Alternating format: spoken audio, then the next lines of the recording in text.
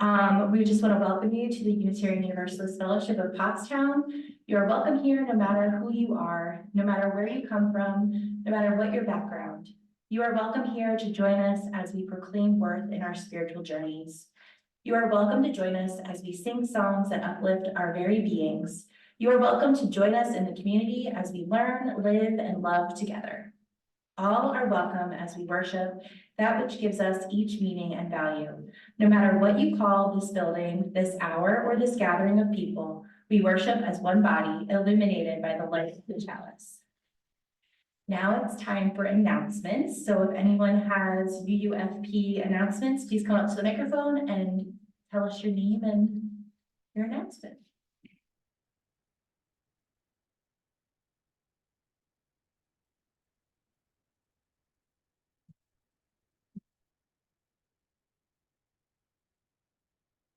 Good morning, I'm Valerie. Not much of an announcement because no one has been talking about it, but we now officially have an RE committee. Yay, it exists. And I am the chair of it. And I would love to have some people on the RE committee. So if you're a parent or just interested in the education of our youth, I would, come find me after the service.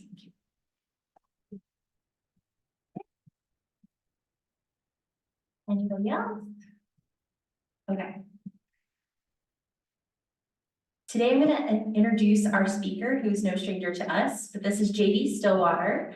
If you have not been lucky enough to catch one of his sermons here at UUFP, I strongly suggest checking them out on our UUFP YouTube channel. Say that 5 times fast. Or checking out JD's website, where you can find links to subscribe to his monthly newsletter. I really enjoyed JD's sermon he did for us back on August 6th, which was called Defiant Love, Interrogating Our Inheritance. I thought it was really, really good. JD Stillwater is a science educator, presenter, and writer on a mission to promote science as an interfaith source of profound inspiration and cultural shift. After teaching in the classroom for 24 years, JD now shares his awe and wonder with global audiences and a spiritual depth available from a science-based worldview. We are so excited to have you with us again today. Thank you. Thank you, Monica. A dreary day indeed. It was kind of fun coming in from the parking lot. Our opening words this morning come from Albert Einstein, who wrote, "Possession," maybe he said this, "possessions, outward success, publicity, luxury, to me, these have always been contemptible. I believe that a simple and unassuming manner of life is best for everyone, best for both the body and the mind." Einstein. Now we'll light our chalice. Who is coming up to actually make the fire? Annie, all right. While she does that, let this flame we kindle be an eternal flame of discernment, burning away all that is extraneous, unnecessary, encumbering, until only the essential and beneficial remain in our lives.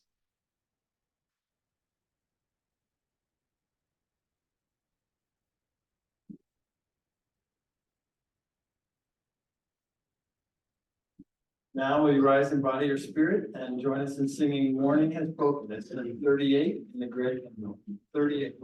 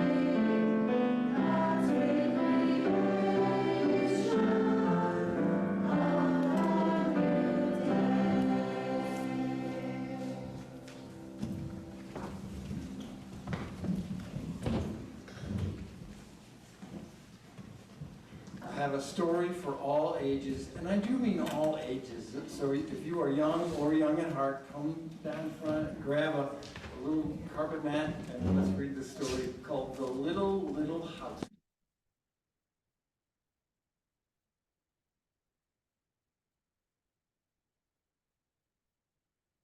Is it someone? Yes, it is.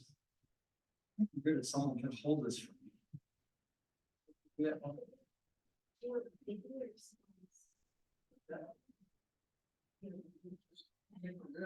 long as everybody can see the picture.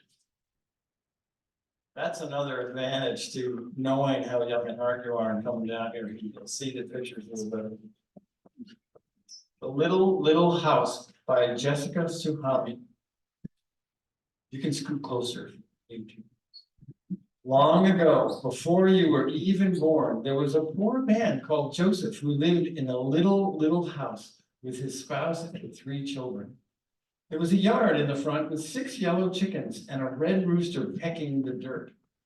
And there was a field at the back with a pretty brown cow and a little gray goat chewing the grass. And Joseph knew they could never be happy in such a little house. How can we be happy? Joseph sighed. We're so jammed and crammed, so squashed and squeezed. There's no money for a bigger house. So what can I do? Suddenly he thought, I know, I'll ask Auntie Bella. Auntie Bella was clever and kind. She listened to everyone's problems and always gave good advice. So the next day, Joseph went to see Auntie Bella. Auntie Bella, he said, we can never be happy in such a little house. What can I do? Auntie Bella just smiled. Go home, Joseph, she said, and take the 6 yellow chickens into your house. See what a difference that will make. Joseph did as Auntie Bella said. But this is what happened.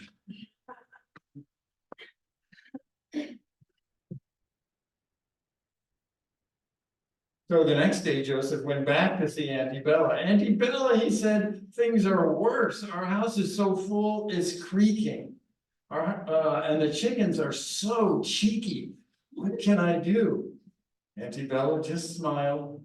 Go home, Joseph, she said, and take the red rooster into the house. See what a difference that will make. And Joseph did as Auntie Bella said. But this is what happened.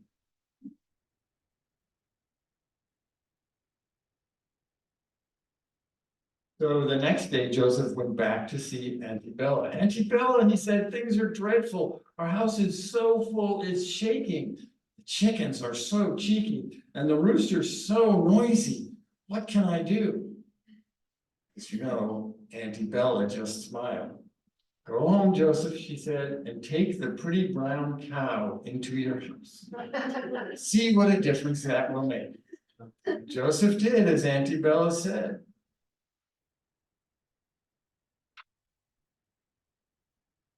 But this is what happened.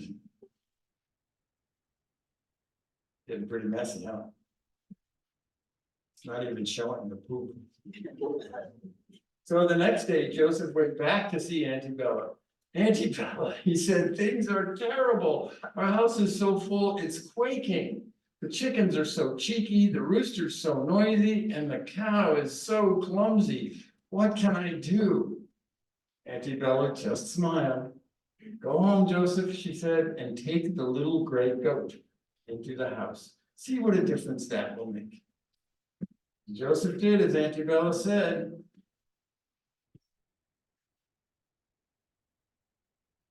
But this is what happened.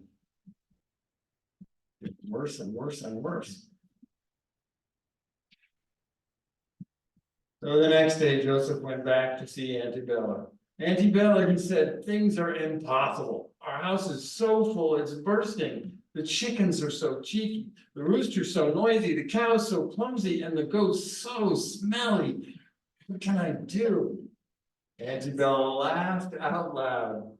Go home, Joseph, she said, and turn all the animals out of the house. See what a difference that will make. And Joseph did, as Auntie Belle said.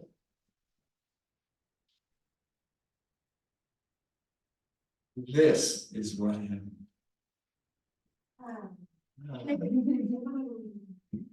How peaceful it is, sighed Joseph. How quiet and clean. Our house is not so little after all. He smiled. How happy we are. And the next day, Joseph went to thank clever Auntie Bella.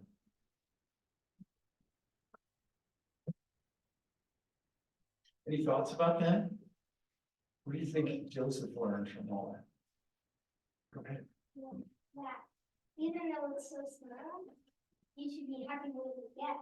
Even it's so small, you should be happy with what you get. Yeah.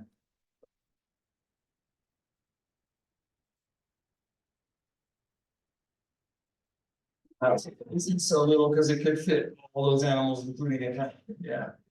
One more. Get what you get and go, don't get upset. Goats don't get upset, yeah. Don't get upset. You don't throw a cow. Oh, we're gonna have to end on that. Thank you.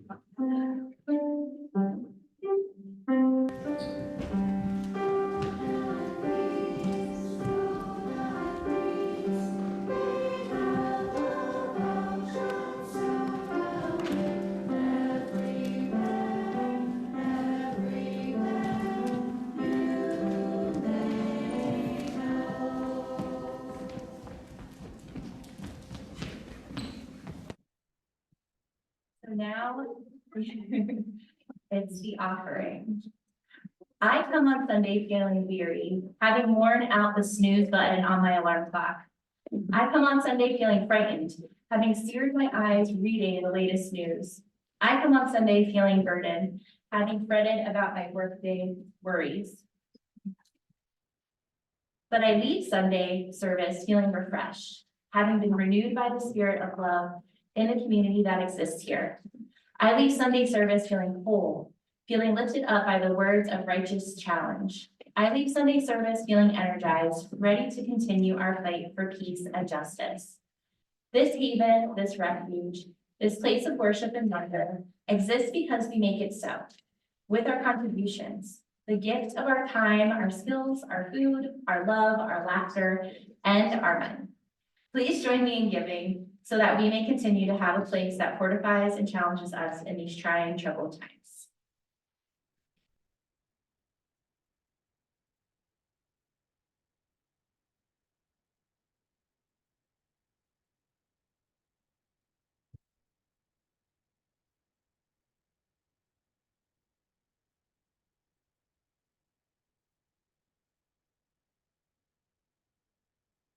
Our reading this morning comes from our UU ancestor, Henry David Thoreau, who wrote, "I do believe in simplicity. It's astonishing as well as sad how many trivial affairs even the wisest thinks he must attend to in a day. How singular an affair he thinks he must omit. When the mathematician would solve a difficult problem, he first frees the equation of all encumbrances and reduces it to its simplest terms. So simplify the problem of life. Distinguish the necessary and the real. Probe the earth to see where your main roots run." Henry David Thoreau. I'm told that one of the purposes of ministry is to comfort the afflicted, and another is to afflict the comfortable. Well, what I'm about to share is definitely on the afflict the comfortable side of that spectrum. Sermons designed to afflict the comfortable are usually aimed at the most backsliding, sinful, depraved hypocrites in the room, and far too often that's me, or at least it includes me. So if you start feeling a little afflicted this morning or squirming in your seat, please just know that I am right there with you. This is my journey with this issue. When our children were small, they were typical kids in that they wanted as much candy and sweets as they could get, right? And we were typical parents in that we weren't about to allow that. We wanted to set a good example of a healthy diet, right? Like pretty much most parents. But somewhere along the line, one of our kids had an idea, just for an experiment, just to try it. Let's one time have candy for dinner. Candy for dinner. Just imagine. We would switch dessert and the main course. We'd have candy for dinner and vegetables for dessert. But the usual rules would still apply, you know, take as much as you want, as much as you can eat, that is. And you can have seconds if you want, but don't take anything that you don't think you can finish. You don't get to have dessert, the usual rule said, until you have finished everything that you took. Pretty normal rules, right? So we decided on carrots and broccoli for dessert, and we got out the family candy jar. And our kids went nuts. They piled their plates high with the most colorful still life of M&Ms and chocolate bars and you name it. It was a childhood fantasy. Candy for dinner. Before long, of course, their eating slowed and their stomachs didn't feel very well and their mouths got just so coated with that sticky sweetness that they were begging for dessert. This, even though there was no way they were going to finish what was on their plate. I remember one of our kids tearfully begging for a carrot or some broccoli. Now, for many years, I have used that story to illustrate how kids are just not that good at considering the consequences of their choices. They don't seem to plan ahead very well. They'll thoughtlessly pile on their plates when candy is what's on the menu. And my mom would say, she's actually here today by Zoom, which makes me very happy. My mom might say, your eyes are bigger than your stomach, right? Taking more than you can possibly eat. But in more recent years, I've started to realize that I'm not that much better than kids. It's just a different sort of equation on a longer time scale. Let me illustrate that with a rhetorical question. If you asked a homeless person, what would enough look like in your life? How would you define enough? What would make it so that you could say, okay, I'm satisfied. Now I have enough. Well, a homeless person might say, you know, if I could just have a secure home and a bed to sleep in at night where I'm not constantly being roused by passersby or the police, that would do it. That would be enough. Or if you ask someone who lives in a stable home what enough would look like for them, they might say, if I could just have a reliable car that would get me back and forth to work without the risk and insecurity of being stranded on the side of the highway, that would do it. That would be enough for me. If you ask a middle-class suburban professional with 2 brand new cars, what enough would look like to them, they might say, enough for a secure retirement, enough to know that I'm not going to be destitute sometime before I die. You can see the pattern here, right? Can we skip all the way to the top and ask a multi-billionaire? What would enough look like to you, Mr. Multi-billionaire? And they are mostly men for some reason.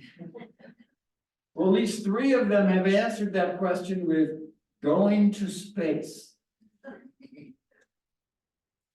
It's clear to me that at least for people in our society, maybe for humans in general, we're not very good at being satisfied with what we have.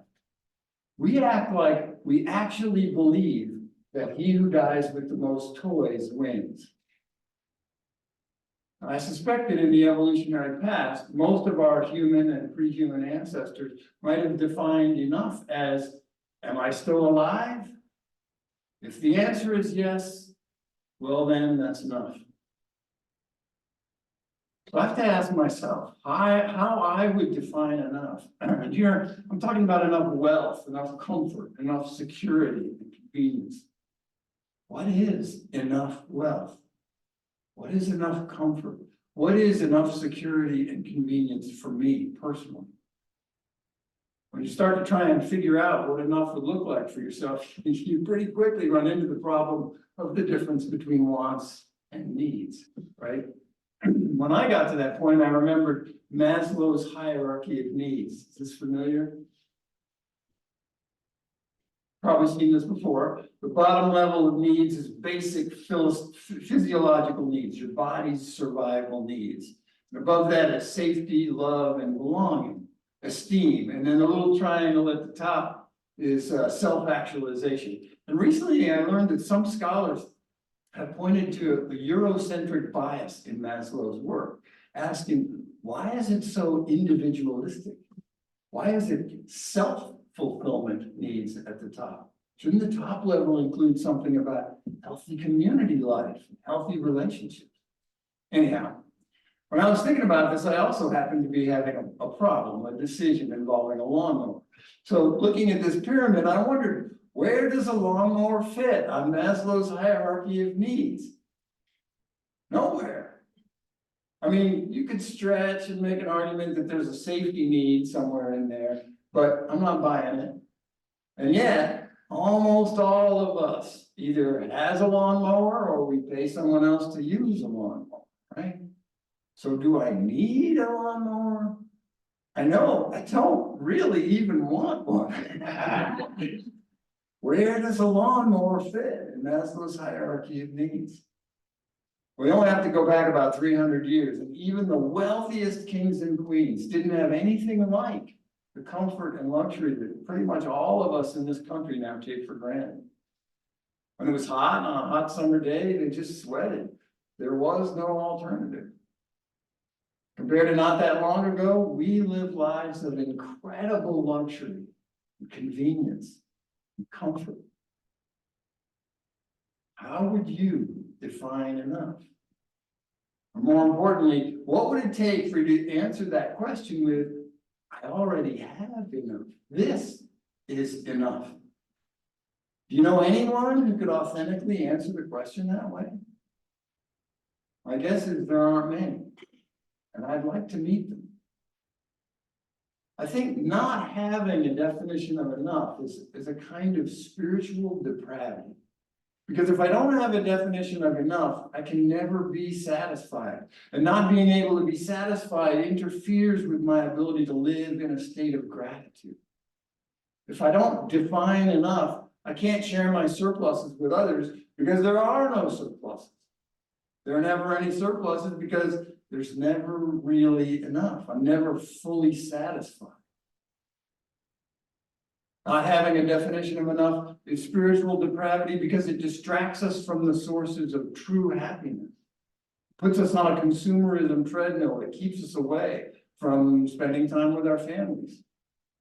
It keeps us from doing other activities that helps us meet those higher levels of Maslow's hierarchy, like belonging, actualization. Things, purchases, objects, they can't help with those higher order needs.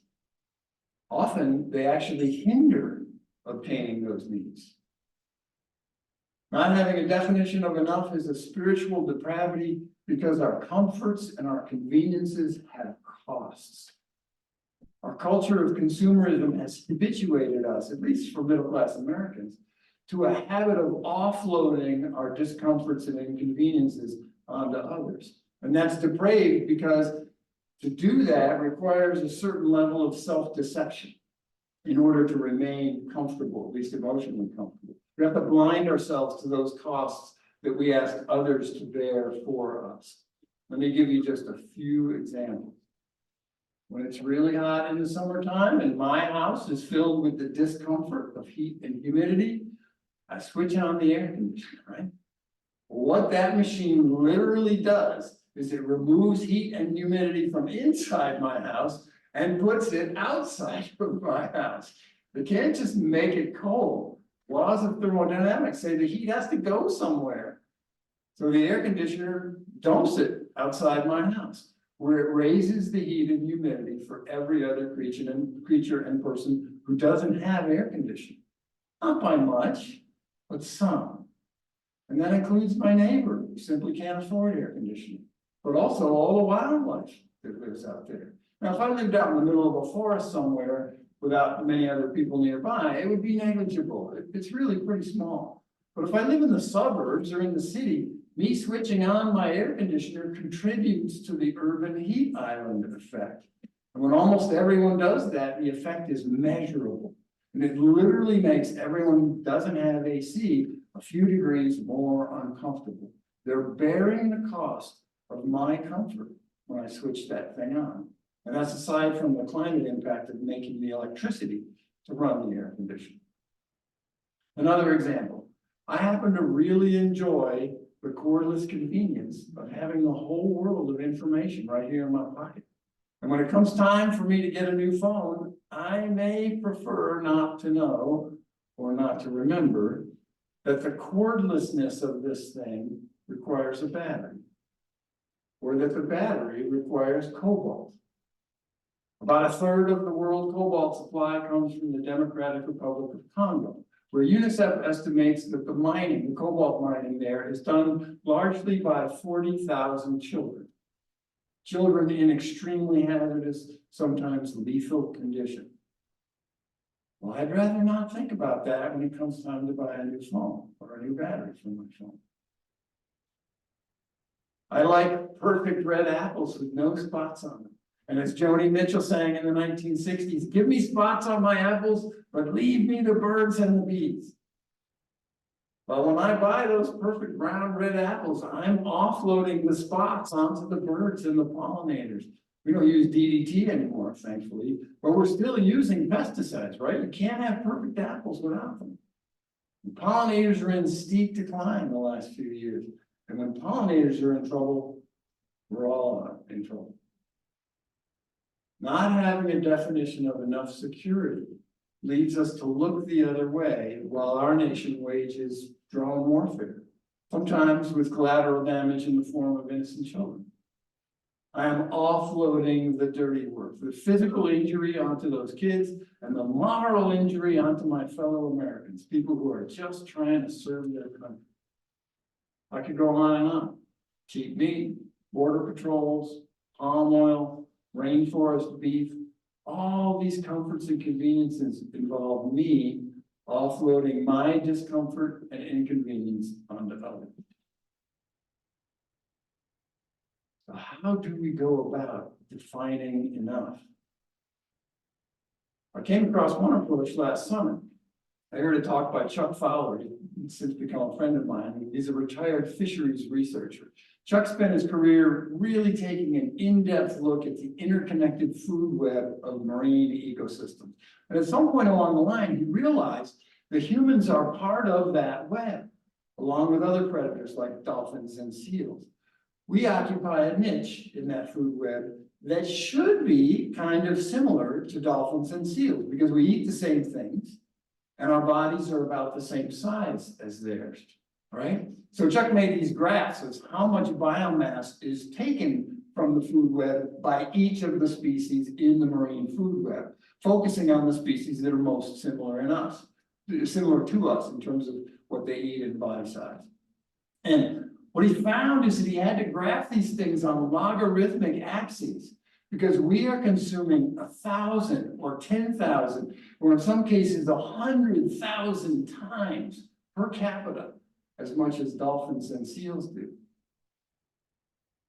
So one approach to enough, at least on a global scale, might be to ask ourselves, what do other similar species consume? That would give us a guideline for how much we could be consuming if we were in a sustainable food web instead of just broadly taking everything as we are now. We're broadly taking everything because we don't have a definition of enough. And now we're starting to face the consequences of that. Our cravings are infinite, but the earth is finite. And I play a role in that. I can't really blame big business. It's easy to point my finger and say, big business has to take care of this, but they're doing this because I pay them to do it. I can't just abdicate my responsibility as a consumer for paying big businesses to do my dirty work. So the question remains, how can I define enough? Well, it's not easy, given that I'm bombarded with advertising 24/7. That global information source, the internet, is almost exclusively funded by what? Advertising. right? Advertisers know human psychology. They're scientists. They know what motivates us. And they make use of that, which is a real hindrance if you want to try to define enough. With big data now, they're able to get pretty specific. They know what motivates J.D. Stillwater. And they're gonna make use of that. You can bet. Now, this phone I have is a few years old, and I'm sure they know that. And so I saw an ad recently that was just really blatant, big block letters on my screen. It said, "You deserve a new phone." And the first time I saw it, I was like, "But I like my phone." You know, what is this deserve stuff? You don't even know me. But you know, they do know me for one thing. But after seeing that same ad a few more times, it's kind of like, well, those new phones do have nicer cameras, and I could use a little more memory storage, and advertising works. It really does. So how do we define enough? How do we even begin? We live in a society that encourages us to have candy for dinner 24/7, 365. And it's making us sick. How much comfort and convenience is enough? What will it take for each of us, for me specifically, to be okay with more broccoli and spinach in my consuming, metaphorically? Or as Jimmy Carter asked during the oil embargo of the 1970s, what if we just turned down the thermostat and put on a sweater? I think one possibility is to flip the question upside down. Instead of defining enough wealth, comfort, and convenience, let's define enough belonging, enough serenity, enough supportive community, natural beauty, spirituality. How much time with your loved ones would be enough? How many close friends is enough? How much natural beauty is enough? How much free time is enough? What if we prioritized those higher order needs and aligned our consumption habits to work in support of those? The United Nations 2023 World Happiness Report rated Finland #1 in national happiness for the 6th year in a row. Ironically, Finns aren't happy about this for two reasons. But first, they say they're not actually happy. They have good and bad days too. And they're culturally kind of prone to a sort of gloominess. They prefer the word content. They are content. And the second reason is they worry that the pressure and stress of not messing up their national streak might make them unhappy. As one man put it, in that sense, dropping to be the second happiest country could be good for the long-term happiness of Finland. The New York Times article about this concluded, maybe it isn't that Finns are so much happier than everyone else. Maybe it's that their expectations for contentment are more reasonable.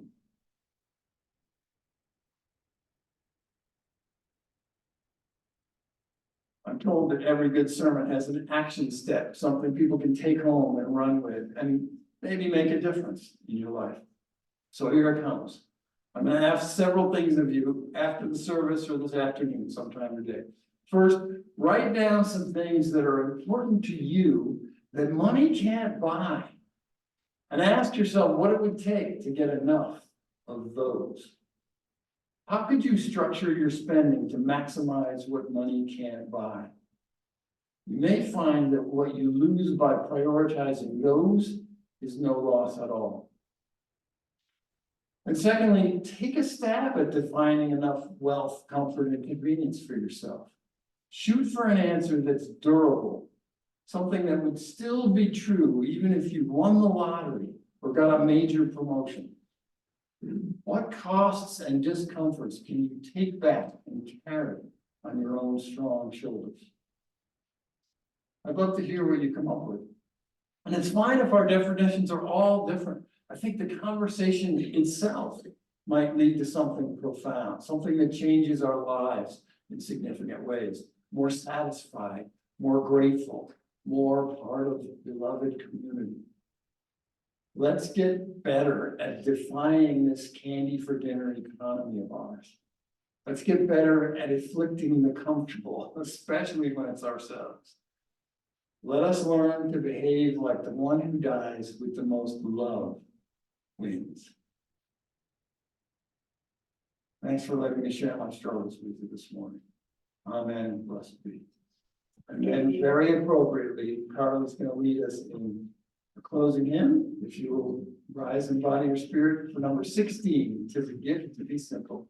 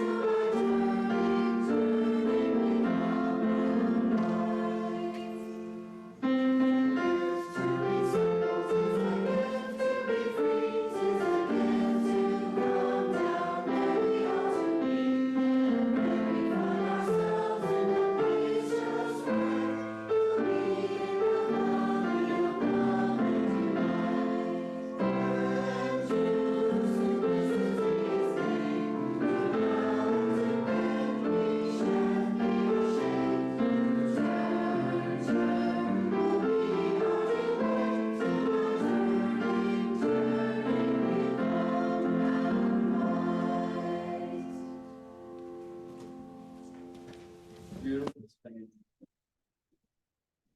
We'll extinguish our chalice this morning with some words from Erica Barone, Reverend Erica Barone. And it's part of a poem called "May You Never Thirst." And I have edited it for brevity. She writes, "May you never thirst. May your body and your spirit always have what they need. When you are in need of refreshment or new life, may the waters be available to you. May you never know thirst unto death in your body or in your soul. May you never thirst. And may your body and your spirit always thirst enough to stay alive. May you know the dissatisfaction with things as they are that lead to work for justice. May you never thirst too deeply, but may your thirst never be entirely quenched." Reverend Erica Barone.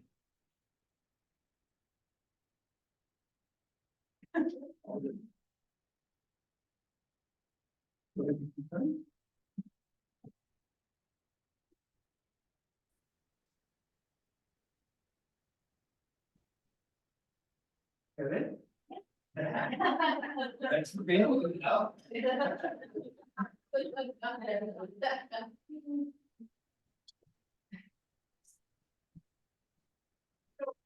Favorite kind of song. Yeah.